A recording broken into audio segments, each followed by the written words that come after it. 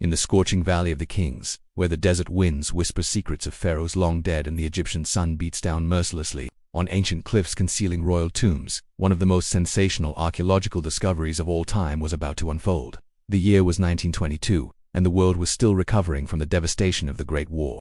Hungry for wonder and mystery to lift spirits from the darkness of recent history, it was in this moment that Howard Carter, a stubborn British archaeologist who had spent years searching the barren valley with diminishing hope and dwindling funds, would make a discovery that would captivate the entire world and give birth to one of the most enduring legends of the 20th century, the Curse of Tutankhamun. Howard Carter had been excavating in Egypt's Valley of the Kings for nearly 3 decades, facing scorching heat, financial struggles, and the skepticism of those who believed everything worth finding had already been discovered. His patron, the wealthy Lord Carnarvon, had funded the expedition for years with increasingly sparse results, and patience was wearing thin. This was to be their final season, one last chance to find something, anything, that would justify the enormous expense and years of effort.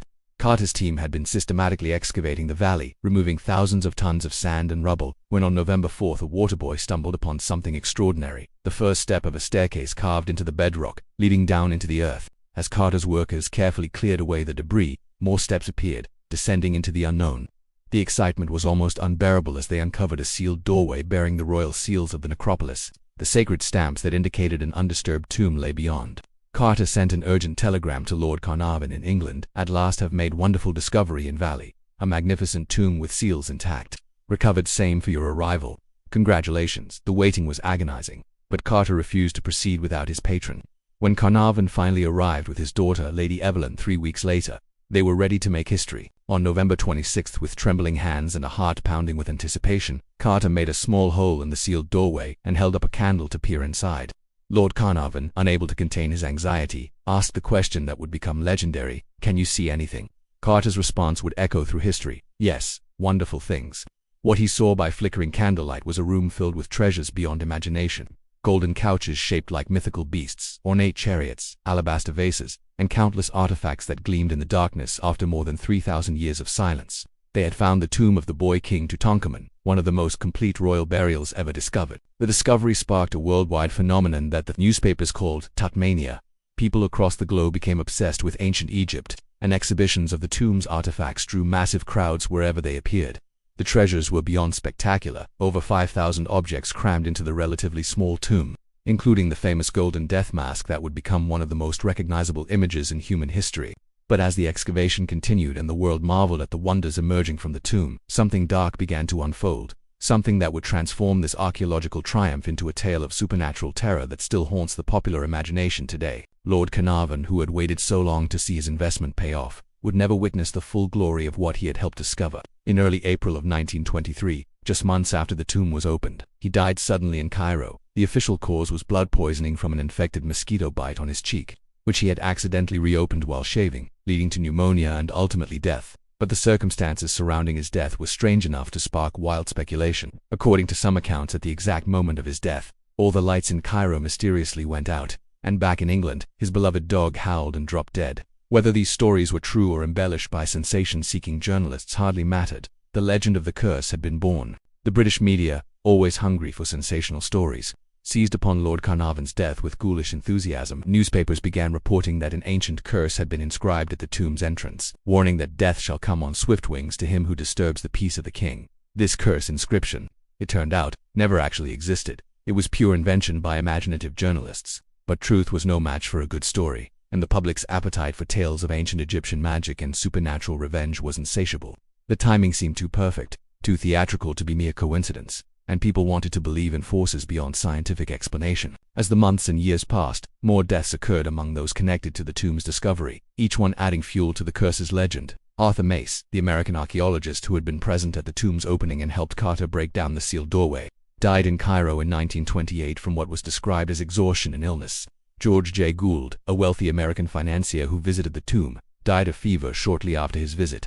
Archibald Douglas Reed, a radiologist who x-rayed Tutankhamun's mummy, died of mysterious illness. Hugh Evelyn White, an archaeologist who worked at the site, took his own life, allegedly leaving a note that mentioned the curse. The list grew longer, and with each death, the legend became more entrenched in public consciousness. The curse story was further amplified by the famous novelist Marie Corelli, who before Carnarvon's death had written a letter claiming she owned an ancient Arabic text that warned of dire consequences for anyone who entered sealed Egyptian tombs. Sir Arthur Conan Doyle, the creator of Sherlock Holmes and a devoted spiritualist, publicly suggested that Carnarvon's death might have been caused by supernatural elementals, created by Egyptian priests to guard the tomb. These endorsements from respected cultural figures gave the curse narrative a veneer of credibility that pure tabloid speculation could never achieve. The world wanted magic to be real, wanted ancient powers to still hold sway in the modern age. However, amid all the supernatural speculation and sensational journalism, skeptics began to examine the curse claims with scientific rigor and found them severely wanting. Of the 26 people present at the tomb's opening, only 6 had died within the following decade. Hardly the devastating toll one would expect from a deadly curse. Howard Carter himself, the man who had most directly disturbed the pharaoh's rest by entering the tomb first and handling more artifacts than anyone else, lived for 17 years after the discovery, dying of natural causes at age 64 in 1939. Lady Evelyn Herbert, who entered the burial chamber with her father and Carter, lived until 1980, reaching the age of 79. If there was a curse, it seemed remarkably selective and inefficient. Medical and scientific explanations emerged to account for some of the mysterious deaths. Modern scientists have suggested that sealed tombs could contain dangerous molds, fungi, or bacteria that had grown in the confined, dark environment over thousands of years. When disturbed by excavators, these pathogens could become airborne and cause respiratory illnesses or infections, especially in people with weakened immune systems. Lord Carnarvon, who had suffered from poor health for years following a serious automobile accident, would have been particularly vulnerable. The curse might simply have been the consequence of breathing air that had been sealed away for millennia, filled with organic matter decaying in ways that produced toxins harmful to human health. Yet, despite all the rational explanations, statistical analysis, and scientific debunking, the legend of Tutankhamun's curse refuses to die. It persists in popular culture, appearing in countless books, films, and documentaries, because it speaks to something deeper than mere facts. The curse represents our fascination with the unknown, our desire to believe that some mysteries cannot be explained by science alone, and perhaps our subconscious feeling that disturbing the dead, removing them from their eternal rest and putting their bodies on display, deserves some form of cosmic justice. The curse is a modern myth that reflects ancient anxieties about mortality, respect for the dead, and the consequences of human hubris. The story also reveals how easily myth can be manufactured in the modern era. Journalists seeking to sell newspapers, novelists looking for publicity, and spiritualists hoping to validate their beliefs all contributed to creating and spreading the cursed legend. Each retelling added new details, embellished circumstances, and drew connections that may not have existed. The curse became a collaborative fiction, a story that multiple parties had incentives to promote and that the public eagerly embraced because it made the world seem more mysterious and magical than the harsh realities of the early 20th century might otherwise suggest. In many ways, the Curse of Tutankhamun tells us as much about the people who believed in it as it does about ancient Egypt. The irony of the cursed legend is that it overshadowed what should have been the real story, the remarkable life and mysterious death of Tutankhamun himself, the boy king who ascended to Egypt's throne at approximately age 9 and died around age 18 under circumstances that remain debated by scholars. Modern forensic examination of his mummy has revealed that he suffered from multiple health problems, including a club foot, malaria, and bone disease. He died during a tumultuous period of Egyptian history, after the religious upheaval created by his father Akhenaten's revolutionary but unpopular monotheistic reforms. Tutankhamun's brief reign was spent trying to restore the traditional gods and repair the damage done to Egypt's religious and political structure. His tomb, though spectacular by modern standards, was actually quite modest for a pharaoh, suggesting he may have died unexpectedly before a grander tomb could be prepared, or that he was not considered especially important during his own time. What makes Tutankhamun famous today is not what he accomplished in life, but the accident of his tomb surviving relatively intact until the 20th century when it could be properly excavated and documented. Most pharaohs' tombs were plundered in ancient times, their treasures stolen and their mummies desecrated. Tutankhamun's tomb, perhaps because of its small size and hidden location, escaped this fate, preserving a snapshot of Egyptian royal burial practices that would otherwise have been lost forever.